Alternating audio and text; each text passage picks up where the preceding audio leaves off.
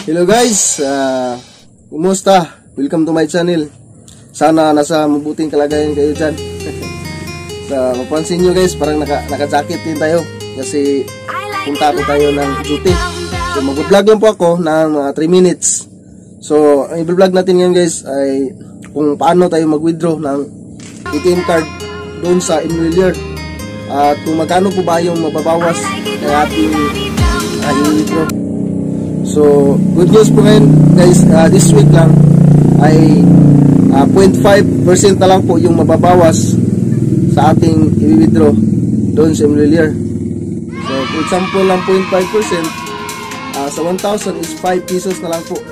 Kung una, 1%, ngayon naman is 0.5%. So, pumunta lang po tayo doon guys sa pinakamalapit na Emulator sa atin.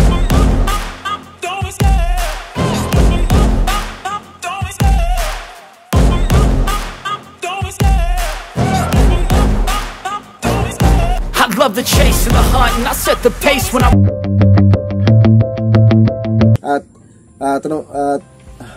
Sabihin natin kay Kuya Guard na mag-withdraw tayo at bibigyan tayo ng ganito ML cash card form. So meron pong form na pipill outan natin at dito sa name, ilagay natin dito sa name yung nakapangalan dito sa card. Kung sakaling inutusan lang po tayo, hindi po tayo nakapangalan dito, is lagay natin itong pangalan dito sa name. At ang pangalan natin dito sa ibaba, ilagay na tapos perma sa itaas, signature over printed name. So ganito na.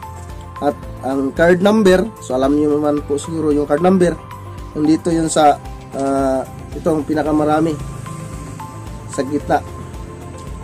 Sa ibang mga ATM, so ito rin po nakalagay.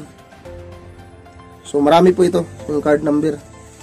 At kahit anumang mga ATM pwede sa Emulator, yung mga UMID na mayroong micro, ito wala to.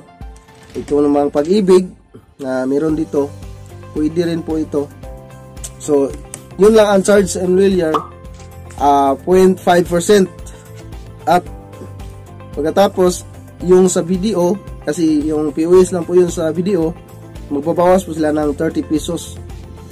So for example, yung sa 1,000, ang ma-withdraw lang po yung sa 1,000 is 970. So binababawas na po yung 30 pesos doon sa balance ninyo. Tapos sa Emulator, makukuha ng 5 pesos. So 35 po lahat yung mababawas sa 1,000. 0.5%, sorry, at saka 30 pesos. 30 pesos sa video, 0.5% sa Emulator. So ganyan lang po, 35 pesos lang po magbabawas sa 1,000. So ganoon lang po guys, mga charge. Tapos mag-fill out ng form. Kasi kung sakaling pumunta kayo doon sa ATM machine na maraming magpipila, lalo na 4-piece, maraming magpila doon. So pumunta lang po kayo sa pinakamalapit na Emulator para makapag-withdraw pang mabilisan lang. So ganyan lang po guys. At salamat sa pag-subscribe sa aking channel. At kung hindi ka pa po nakasubscribe, paki-subscribe naman po sa baba at hit the notification bell para updated po kayo sa mga mga bago kong feature sa channel na ito. So ganyan lang po guys. Maraming salamat at peace out.